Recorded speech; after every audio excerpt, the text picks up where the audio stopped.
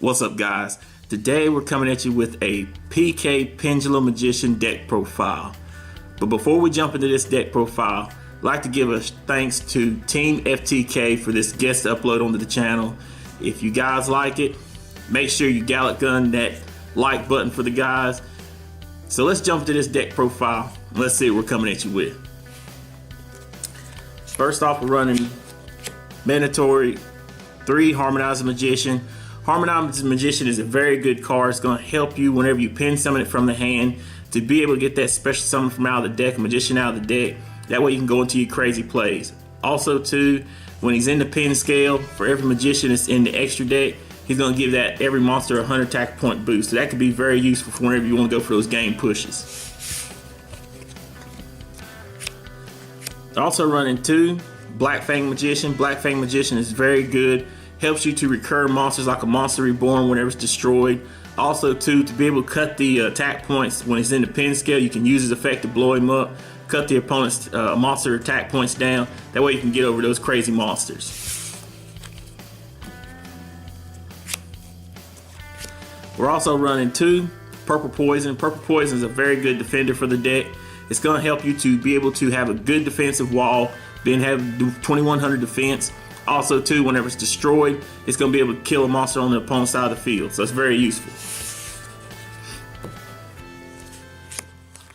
We're also running 3 Wisdom Eye. Wisdom Eye is mandatory for this deck. He's the Stratos for the spellcaster pendulum monsters. You blow him up. It's not a once per turn effect, so if you keep getting him back in the hand, you keep using that effect. Blow him up, get your pin scale set up the way you want to. Very useful.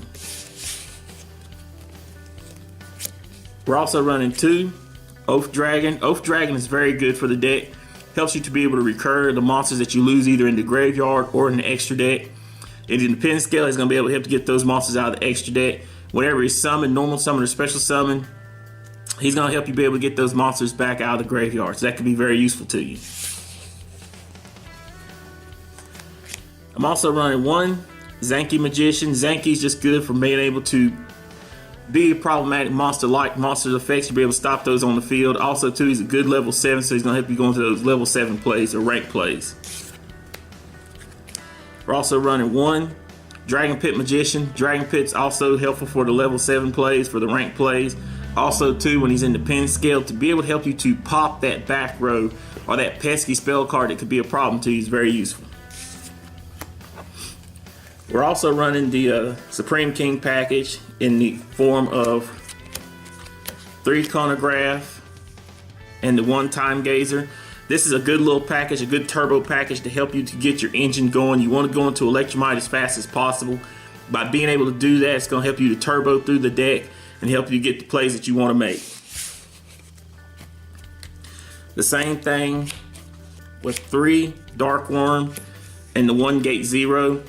Once again, this is just a turbo engine. You want to get this either normal summoned or in the graveyard. That way you can get it to special summons that you want to make, get your searches, and keep going with your plays from there. We're also running 3 Mythical Beasts Cerberus. Cerberus is very good, very useful card. He's going to also be a turbo engine card for you, but also too, when he is on the field, whenever he has spell counters on him, to remove those spell counters and banish off a card and get that attack point boost is very useful to you and can really throw your opponent in an odd position. Lastly, for the Mythical Beast engine, we're running 2 Mythical Beast Jackal. Jackal is very good. He's a strike for the deck.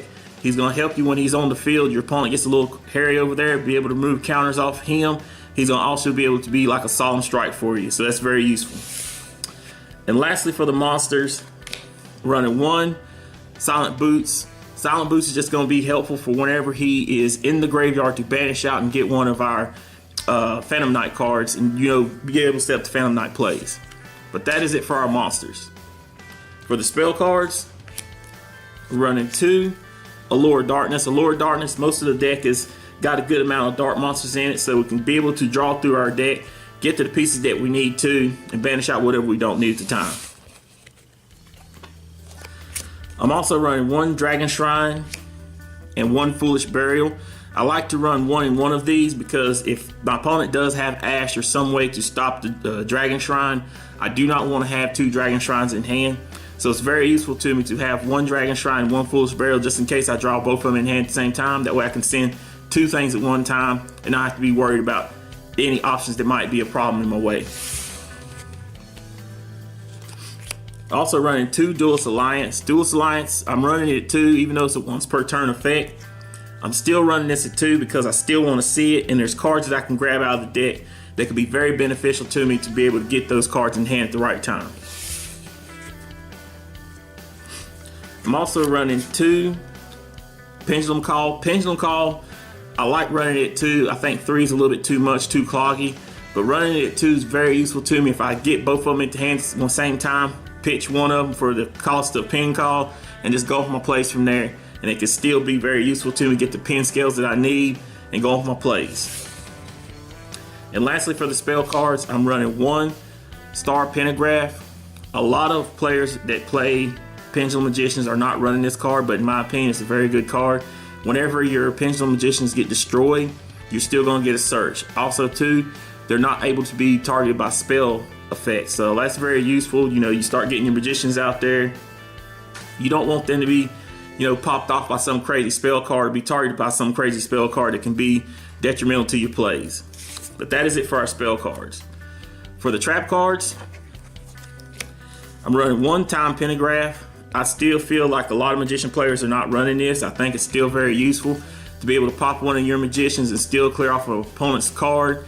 Or if you got your Pendulum Call already activated, you can't destroy yours, so you'll send 2 off their side of the field. That could be very useful to you. And lastly, for the trap cards, I'm running 2 Fog Blades just to be able to get those negates on the board. You know, you won't be able to slow down the opponent as much as possible. You don't want them getting a whole bunch of crazy boards, and if they do so happen to either Kaiju you, Raw Spear Mode you, or Lava Golem, whatever, you still have a line of defense that they can't just, you know, wreck your board. But that is it for the main deck. For the extra deck, we're running 1 Odd Odds Vortex Dragon. This is just a very good negator for the deck. We go into it through our Absolute Dragon.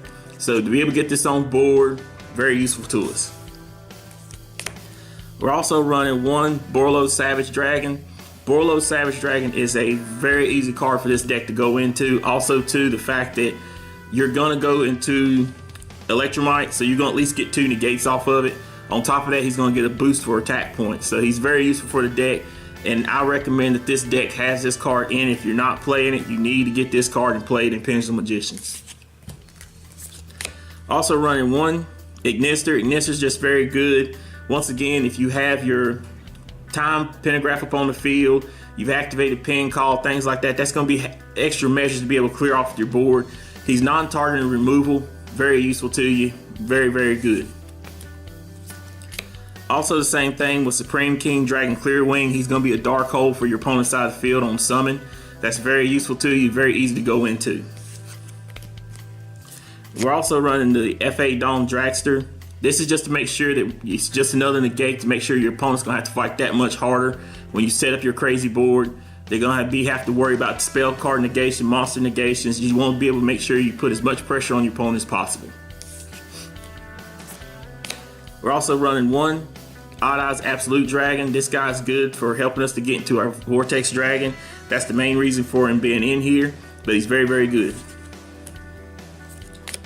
Also, we're running 1 Supreme King Dragon Dark Rebellion. This guy, he is very useful for out and out big monsters. To be able to bump him up and just hate on your opponent's monsters effects is very useful. And just being able to just get over these big crazy monsters that can be in the game right now is very good.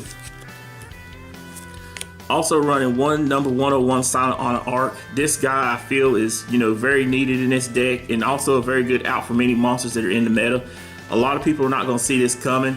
You end up having a monster on your opponent's side of the field that's real crazy. It's been special summon, just suck it up, get it out the way, and go at your place from there.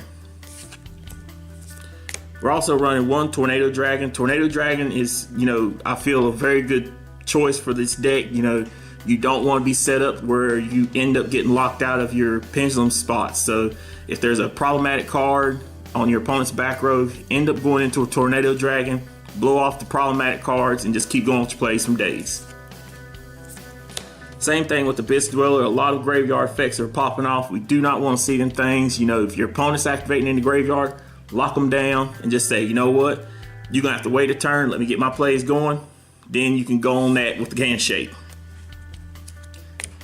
We're also running one Heavy Metal Foes Electrum. Electrum is needed for this deck. It's a turbo card for the deck. It's going to help you get all the pluses that you want. Very good. We're also running the one Underclock Taker. Underclock Taker is very good, especially for his effect to decrease your opponent's attack for a monster that's underneath it. You get your plays set up right, he's very useful. Very, very good. We're also running the one Rusty. Rusty is just Rusty. Rusty's a very good card. He's one of the first cards that, you know, Konami's finally seeing that they're going to have to make things so that if you're going to make Link monsters, you can't just keep Link spamming for days. You got that hard effect that says you can't use him as a material for a Link monster. So he's very good. He's going to help you set up your Fog Blades and help get your plays going from there. We're also running one Zephyr Metatron because we want the 3 spots pointing down. Helps us to set up our established board with as many extra deck monsters as we want. And lastly, for the extra deck, we're running one Borlo Dragon. Borlo Dragon is very good for out and out crazy monsters, getting over some crazy monsters and just snatch stealing your opponent's cards. But that is it for the deck profile, guys. Once again, guys, we like to thank Team FTK for this guest upload. If you liked the video, be sure to Gallic Gun the like button for them. Also, too, if you liked the video, come check out our channel, DBZ Biscuit. This is Emmanuel from Team DBZ Biscuit. We're out.